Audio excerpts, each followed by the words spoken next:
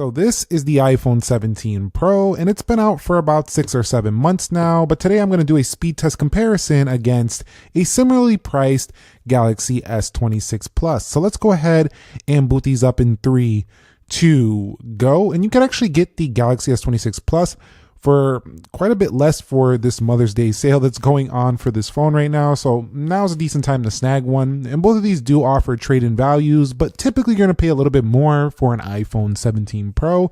The Galaxy does have 12 gigs of RAM, Snapdragon 8 Elite Gen 5 for Galaxy, and it boots up significantly faster than the iPhone 17 Pro, which does have the Apple A19 Pro chip and 12 gigs of RAM as well, running iOS 26.4.2, and this runs One UI 8.5. Now, when it comes to unlocking both these phones, they both do have Face Unlock. However, the Galaxy is going to allow you to just fly right in there, whereas the iPhone, I do have to swipe to get in. So it's basically always going to be a faster experience on the Galaxy S26 Plus.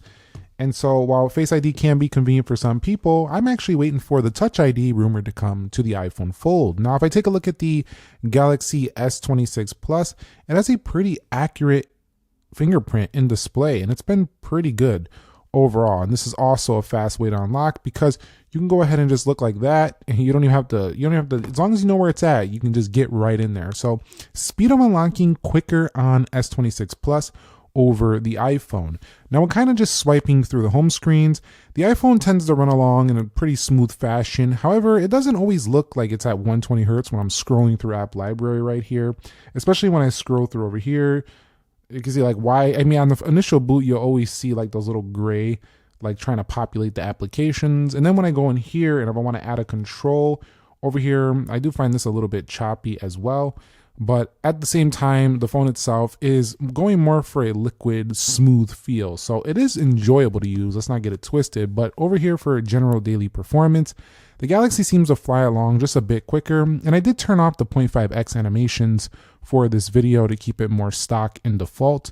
You'll go over here and see that we do have, just really fast daily performance overall. And you'll see right here on the highest clock speed, you're going to see for the A19 Pro iPhone, we do have ourselves 4.26 gigahertz. On the Galaxy S26 Plus, we are looking at 4.74, so a higher clock speed. I wonder if that's going to play into the app test. All right, guys, so everything is closed out for both phones. Let's go ahead and head into calendar, and you could see faster on the Galaxy. We'll swipe up out of there. We're going to go into clock here on both, and that was quicker on the Galaxy. Now, when we go through these different menus, they both appear pretty quickly, but I feel like the Galaxy is still snapping open a little bit quicker in them sub-menus, faster again on the S26 Plus and Play Store, App Store. I actually want to do that one more time because we clicked it when we were looking at the general performance section of these phones, so I think it was stored in cache, but you'll see even after closing and reopening, the Play Store is quicker. We'll go to weather here on both. Faster to launch there on the Galaxy. Going to ChatGPT, that's also faster on the right.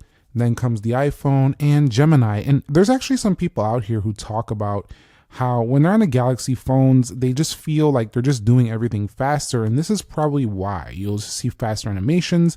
And this is stock. You can actually get even more performance out of this by tweaking some of the settings. Let's go ahead and head into Instagram over here on both and kind of just swipe over there. We'll go over here to this page, kind of just swipe over and just see that both of them do a fine job. However, the iPhone seems to be loading the feed a bit better here in this app. Let's go into X on both phones, and you'll see, I think that was first on the right. Now the iPhone, very fast scrolling there on the Galaxy. I really like the scrolling speed of the S26 Plus. It is really quite nice. The funny thing though is that both of these phones actually don't feel that much different in weight. Even though the Galaxy S26 Plus is bigger, it actually feels a little bit lighter than the iPhone 17 Pro. So if you wanted a bigger phone that is just as easy to manage pretty much, you'll probably like the Galaxy S26 Plus. And when going over here, you can see, even if you scroll the scroll down on the Galaxy, it kind of matches a bit more. But I do feel like the scrolling is starting to feel like it's more of the time in 120 hertz on these Galaxy phones. Let's go into Subway Surfers, and you'll see this does launch first here. I think that was slightly to the iPhone. When we go ahead and see Subway Surfers in game, it's not going to be that much difference besides the fact that that Dynamic Island is all up in the screen over there. So I don't really love Dynamic Island for gaming. Let's go into Dead Trigger 2. So we do have a pop-up there. And not a big deal though. They both do seem to launch at about the same time. And downloading the files. See which one can get into here. And that's going to go to the Samsung, getting in there quicker. Let's head up out of here. And let's go into Erase the Sun. I already retested these apps. I don't know why they're giving me those notification pop-ups again. And you can see, I think iPhone maybe super close here. Not a big disparity. And so, yeah, let's go into Free Fire. One thing I'm noticing though is that the Galaxy phone seems to kind of like fly out. The animation kind of similar as well. Ever since they brought the non-linear animation experience on both phones, it's been kind of a similar experience. We're actually going to be skipping Call of Duty because it's giving a little bit of issues. Let's go into Destiny Rising and see what happens here. And these pop-ups, I actually already set these apps before the test, but then I get in the video and they start popping up again. So I don't know why they do that. So it's not like I wasn't unprepared here. It's just you get in the test and then they start giving me more pop-ups. But still, the Samsung seem to have won that one.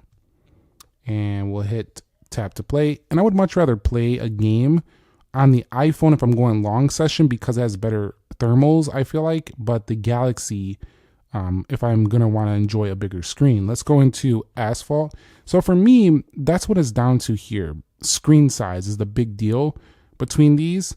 I do think also if you want to get more out of your phone's performance, I think the Galaxy is the better pick simply because the Galaxy does offer more screen and faster performance and multitasking that you just can't replicate on the iPhone. Faster on the left, Geekbench 6, faster on the left. Let's go into InShot and faster on the Galaxy. Let's go ahead and close this out. We'll go into Speed Test Net, and that was quicker on the iPhone. And so basically, I'm going to say that the Galaxy S26 Plus does feel faster for the most part. It opened more applications, and the iPhone has lost in this app test daily to the Galaxy S26 Plus.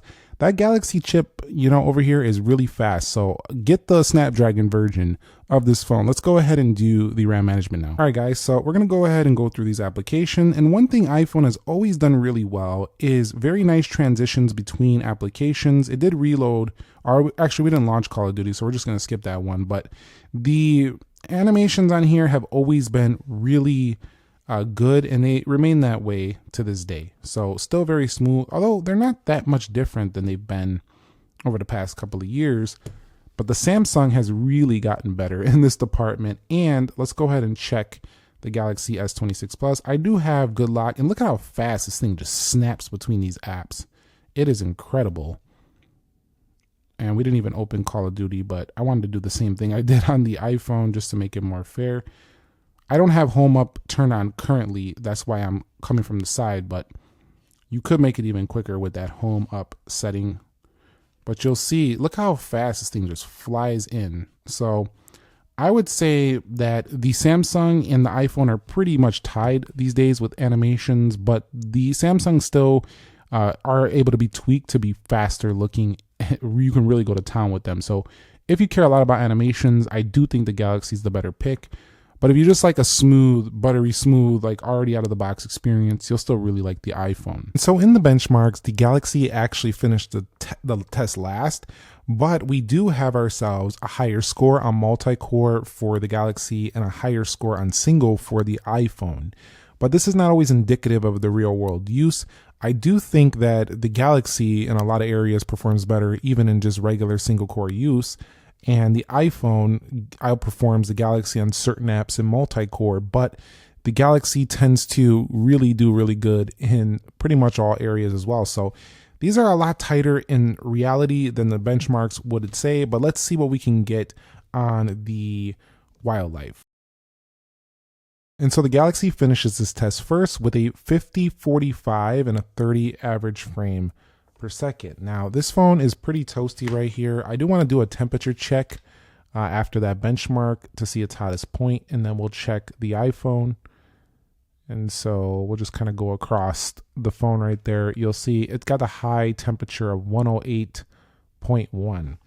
And the iPhone is taking quite a bit longer to finish the benchmark, which tells me it's probably not going to score as good, but I would be wrong. It actually scored better on the overall score, but also lost it out on the FPS. Actually won it out on the FPS. So yeah, the iPhone did better here by 1%.